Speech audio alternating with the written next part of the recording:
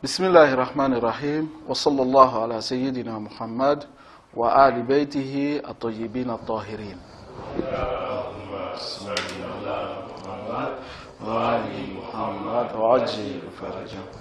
Donc, comme je le disais, jusqu'à actuellement, nous avons vu des différentes étapes du temps de l'ignorance et des sujets concernant après la naissance du prophète Muhammad sallallahu alayhi wa alihi. Donc, pour le moment, comme je l'ai dit, nous allons continuer toujours avec la jeunesse, le moment de la jeunesse de notre prophète Muhammad sallallahu alayhi wa alihi. Comme vous le savez, ce moment-là et cette période a beaucoup marqué l'histoire de la vie de notre prophète Muhammad sallallahu alayhi wa alihi. Et surtout pour quelqu'un qui veut faire les recherches. Je vous ai dit l'autre jour que concernant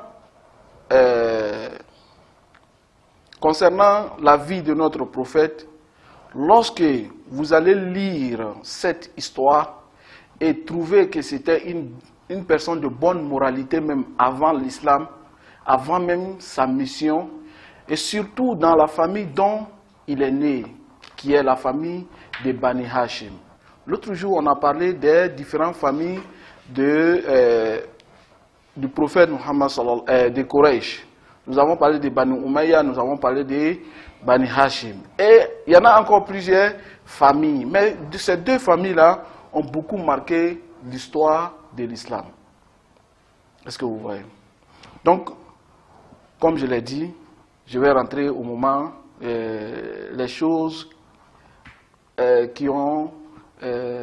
événements qui se sont passés pendant sa jeunesse. Je vais parler des événements qui sont beaucoup marquants. D'abord, nous allons parler ici quel était le métier ou le travail ou la profession du prophète Muhammad sallallahu alayhi wa alihi. Qu'est-ce qu'il exerçait au moment de sa jeunesse? Vous savez très bien que concernant les prophètes, tous les prophètes même qui ont précédé notre prophète, qui est le dernier messager d'Allah, ceux-là, ils ont exercé le métier d'un berger. Donc, parmi les travaux que le prophète a fait, voilà cela. Il était un berger, que ce soit les moutons ou les chameaux. Donc, c'est un métier qui va beaucoup aider le prophète Muhammad sallallahu alayhi wa alihi, moralement, lorsqu'il sera messager d'Allah subhanahu wa ta'ala envers les gens. Vous savez que les animaux ne sont pas dotés de la raison. Est-ce que vous voyez? Voilà pourquoi surveiller ces animaux-là pourrait être plus difficile que de prendre en charge l'éducation de l'être humain. Puisque les animaux n'ont pas la force intelligible. Ils n'ont pas la raison. Est-ce que vous voyez? Donc c'était une occasion pour le prophète Muhammad sallallahu alayhi wa alihi d'être beaucoup patient. Comme vous le savez, un berger, d'abord lorsqu'il est en train de surveiller ces animaux-là, alors il a beaucoup d'efforts à fournir. Concernant leur protection, concernant comment il faut les faire déplacer, aller avec eux en dehors de la ville, se promener avec eux pendant toute la journée. Pourquoi? Pour la recherche de la nourriture. Donc c'était un métier qui n'est pas facile. Même aujourd'hui, c'est un métier aussi qui n'est pas facile. Surtout prendre soin de ces animaux pendant tout ce temps, pendant toute la journée. Ce que vous voyez. Donc c'est un métier qui va aider le prophète à faire quoi? À être beaucoup patient. Est-ce que vous voyez? Parce que lorsque il sera envoyé en tant que messager envers les gens, il faudra être beaucoup patient. C'est ce qu'on voit dans l'histoire du prophète. Vous avez vu beaucoup dans l'histoire du prophète le raisonnement des gens, le comportement des gens. Les gens ne sont pas de même comportement. Est-ce que vous voyez? Donc, il fallait en réalité que le prophète soit impatient avec les gens. Et alhamdulillah, Dieu, par sa grâce, dès sa jeunesse, lui a fait exercer un métier qui va lui donner beaucoup de patience, qui va lui apprendre comment il faut patienter. Est-ce que vous voyez? Deuxième chose, ici, nous avons aussi le métier de, comment on appelle, le commerce. Nous avions eu à déborder le sujet sur cela, que Abu Talib était un grand commerçant. Et nous avons vu même que au cours d'un voyage de commerce, il a apporté, il a amené plutôt le prophète Muhammad sallallahu alayhi wa à Cham avec lui. Et on a eu à débattre le sujet de cela, que je ne vais pas rentrer dans la profondeur. Donc le prophète, il a exercé en tant qu'un berger et il a fait le commerce. Et c'est par le commerce qu'il est entré en contact avec Khadija, notre mère Khadija salamullahi alayha. Et ce contact a fini par être un mariage entre les deux. Avant de parler du mariage de notre prophète Muhammad sallallahu alayhi wa alihi, je vais parler ici de la guerre du sacrilège que j'ai abordé le sujet l'autre jour, mais pas en détail. Je vous ai dit ici que la guerre du sacrilège était une guerre entre les Quraysh et d'autres tribus. Et je vous ai dit aussi qu'il y a une divergence entre les historiens concernant la participation du prophète Muhammad sallallahu alayhi wa alihi dans cette guerre. D'autres, en faisant leurs recherches, sont parvenus à trouver que le prophète n'a pas participé dans cette guerre. Par contre, d'autres aussi, dans leurs recherches, ont trouvé que le prophète a participé dans cette guerre. Donc, je vous ai dit ce jour-là que si le prophète et sa famille ont participé dans cette guerre, nous avons déjà le signe de la bonne moralité du prophète Muhammad sallallahu alayhi wa alihi et de sa famille. Donc, cette guerre, si cette famille-là avait participé dans cette guerre, alors ce serait pour une cause véridique, noble. Est-ce que vous voyez? Donc, par contre, d'autres, ils voient que cette famille n'a ni participé. Non seulement le prophète n'a pas participé dans cette guerre, mais aussi la famille de Quraysh n'a pas, la famille de Bani Hashim n'a pas participé dans cette guerre. Il y a une preuve qui est écrite sur ce sujet dans l'histoire, le livre écrit par Al-Yaqoubi, que je vais lire tout à l'heure. Mais avant de lire, pour une introduction, vous savez que même dans le temps de l'ignorance, avant l'avènement de l'islam, vous allez trouver qu'il y a 4 mois sacrés que les Arabes ne devaient pas faire la guerre pendant ces 4 mois-là. Nous avons le mois de Rajab, nous avons le mois de Zulqa'ada, nous avons le mois de Zulhijja et nous avons le mois de Muharram. Est-ce que vous avez vu? Donc, ces 4 mois-là étaient des 4 mois sacrés qu'il ne fallait pas faire de guerre en ce moment-là. Donc, vous allez trouver que ceux qui disent que ni les prophètes, ni la famille de Bani Hashim n'ont participé dans cette guerre-là, que cette guerre s'est passée pendant ces mois-là. Al-Yaqoubi dit ceci.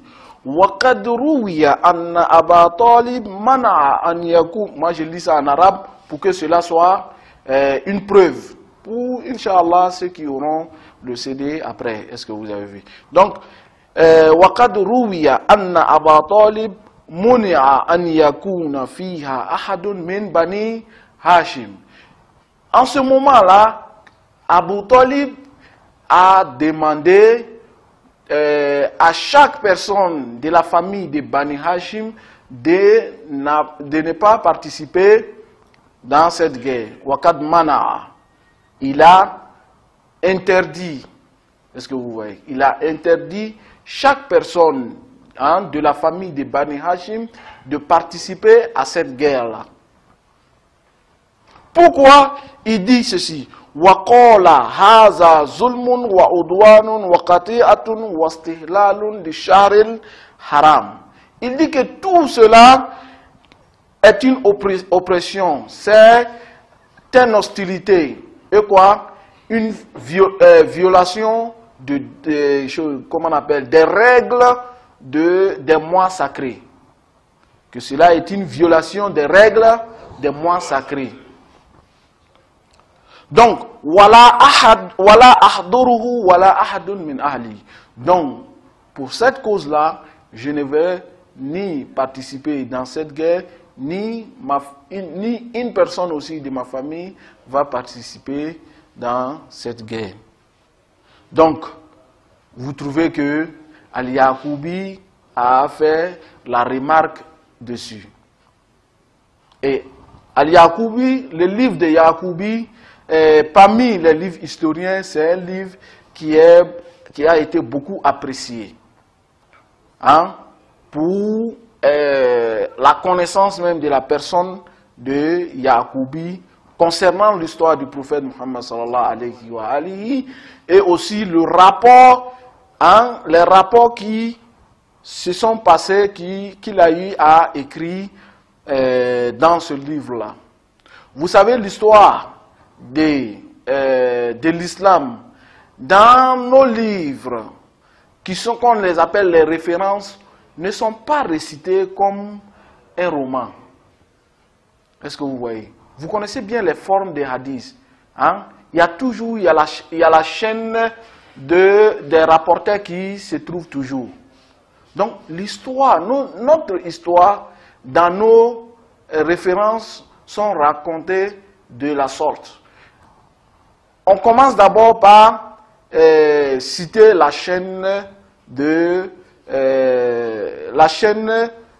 rapporteurs, les personnes qui ont rapporté cette parole-là. Est-ce que vous voyez? Donc, tout cela pour vous dire que Yaqoubi est un grand historien.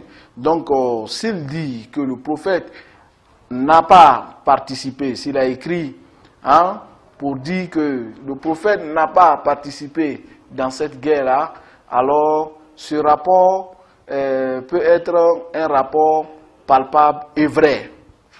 Est-ce que vous voyez? Mais sans aussi n'oubliez pas que la réponse que j'ai donnée à cette objection, disant que si le prophète a participé avec sa famille, alors ce serait pour une bonne raison, puisque cette famille était une famille noble et une famille croyante, que, Inch'Allah, nous allons même aborder le sujet sur ça. Donc, comme je le disais, je reviens, le prophète Muhammad sallallahu alayhi wa alihi, au moment dont il faisait le commerce, pardon, lorsqu'il faisait le commerce, alors des historiens nous rapportent ceci, que Abu Talib avait aussi donné la vie à notre prophète, c'est-à-dire l'idée à notre prophète d'entrer en contact avec Khadija, puisque elle utilise son argent pour le commerce aussi. Est-ce que vous voyez? C'est-à-dire que quoi? Vous savez, les commerçants ont toujours tendance à chercher les partenaires. Est-ce que vous voyez? Et surtout, les partenaires qui ont les moyens très très élevés. Par contre, souvent vous allez trouver que, compte tenu de la bonne moralité du prophète Muhammad sallallahu alayhi wa alayhi, et sa célébrité parmi les gens de la Mecque, Khadija, la fille de Khuwaylid, va entendre parler de cet homme qui est surnommé l'homme digne de confiance. Donc, dès ce moment-là, elle va entrer en contact avec cette personne noble pour pouvoir faire un partenariat de commerce avec lui. Je vous ai dit qu'il y en a qui voient que ce n'était pas un emploiement du prophète, mais c'était un partenariat, une association pour le commerce. Et d'ailleurs, vous allez trouver aussi cette même parole de Yaqoubi. Lorsque vous allez lire, Inch'Allah, l'histoire de Yaqoubi dans volume 2, page 21, lorsque Yaqoubi dit ceci, Inna nabiyya ma kana ajiran li ahadin qat, que le prophète n'a jamais été employé par quelqu'un. Le prophète n'a jamais été employé par quelqu'un. Est-ce que vous voyez? Donc, lorsque le prophète va effectuer ce voyage pour aller à Cham, alors, au cours de ce voyage, il sera accompagné par 2 servants de Khadija.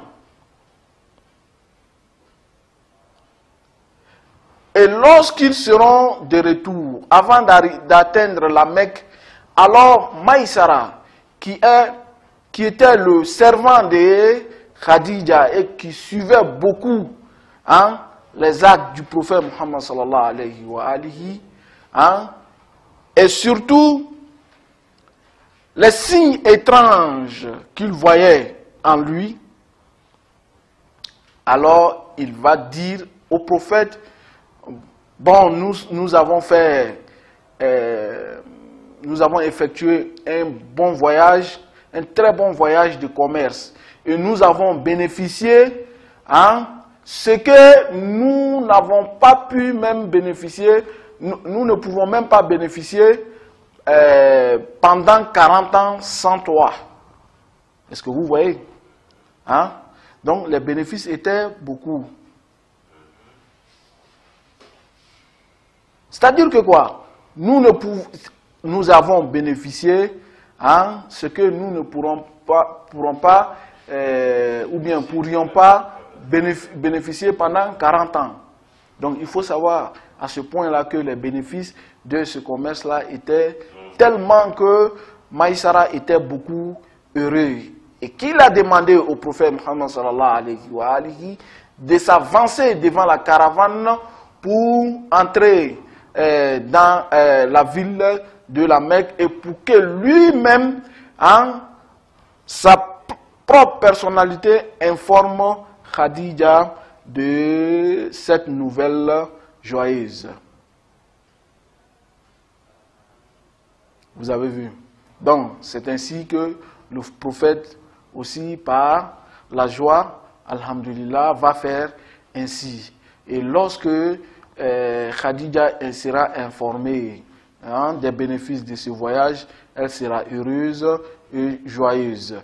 Et en plus de cela, Maïsara va informer les signes étranges qui ont été vus sur le prophète Muhammad sallallahu alayhi wa alihi au cours de ce voyage. Nous avons parlé de quelques signes.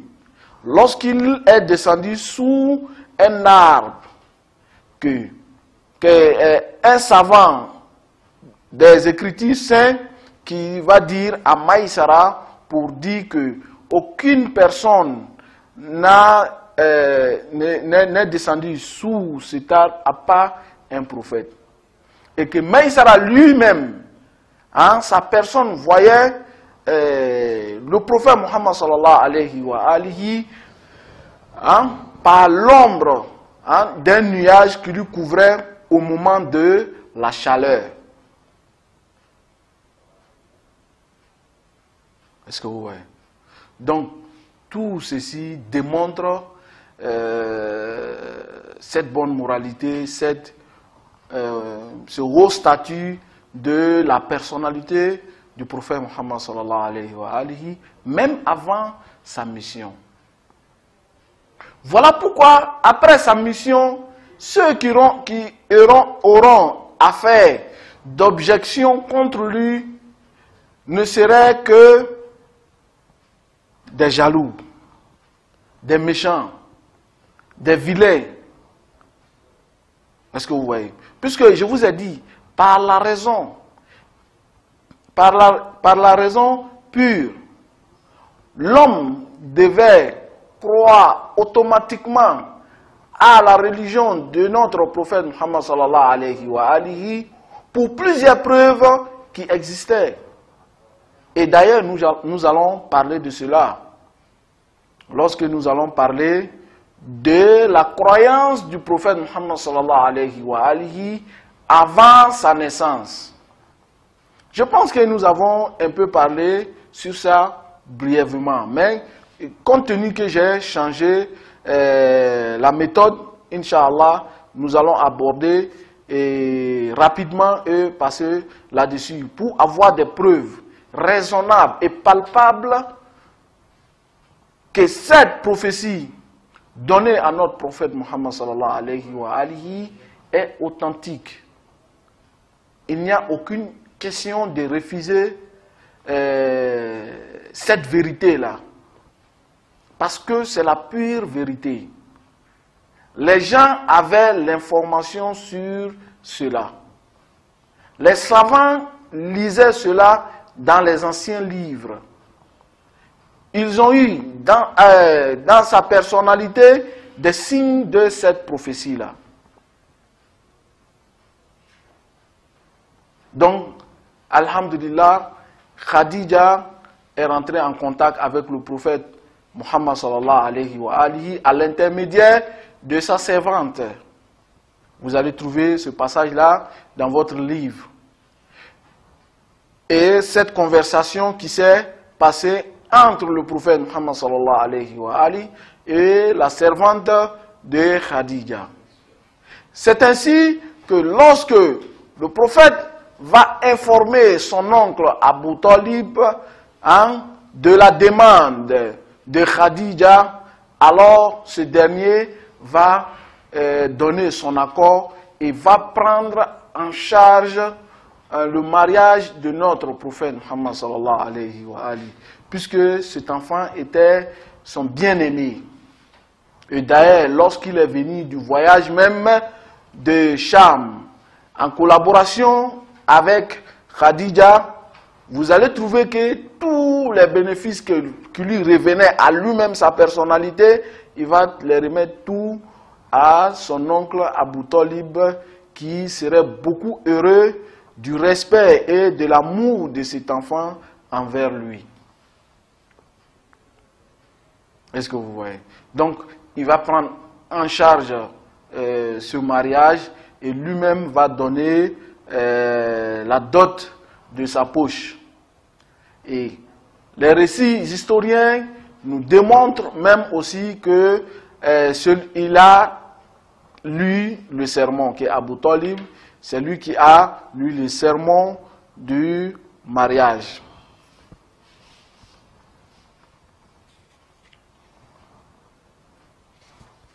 Donc, alhamdulillah,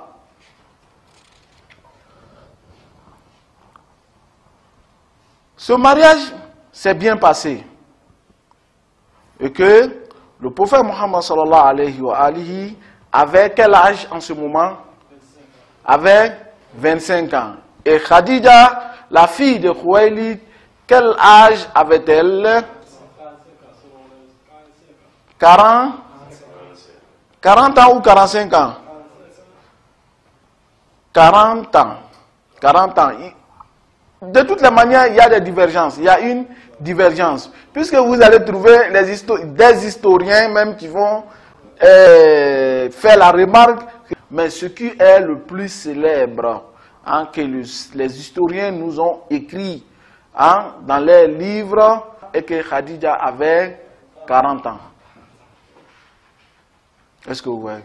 Donc, c'est pour la bonne moralité du prophète Muhammad sallallahu alayhi wa alihi qu'elle a accepté de se marier avec lui. Et il faut savoir une chose, que Khadija bint Khuwaylid, la fille de Khuwaylid, était une femme bien connue par sa modestie, même avant son mariage avec le prophète. Elle était appelée Sayyidatu Quraysh. Hein? Sayyidatu Quraysh, la maîtresse de Quraysh. Elle avait une bonne moralité. Donc l'histoire nous démontre qu'elle était une femme veuve. Elle était mariée avec 2 personnes avant, que l'un d'eux s'appelait Atiq ibn Aiz, et l'autre s'appelait Abu Hala at-Tamimi. Donc Khadija était une femme de moralité, même avant le mariage avec le prophète Muhammad sallallahu alayhi wa alayhi. Et par cela, elle était célèbre parmi les siens à la Mecque. Est-ce que vous voyez? Donc, c'était une femme de bon comportement, une femme de modestie. Une femme modèle pour les autres femmes. Et ainsi, Dieu, alhamdulillah, aussi l'avait donné une richesse. Elle était parmi les riches de la Mecque. Donc, il y a même des paroles du prophète Muhammad sallallahu alayhi wa alihi concernant Khadija. Sa nobilité, sa moralité. Lorsque il dit ceci, La wallahi ma abdalanillahu khayran minha. Dieu ne m'a donné une femme plus mieux que celle-là. Est-ce que vous voyez? Donc je vais laisser ce hadith-là, Inch'Allah, dans l'autre session. Nous allons lire le hadith et le connecter avec d'autres sujets à venir. Walhamdulillahi Rabbil Alameen.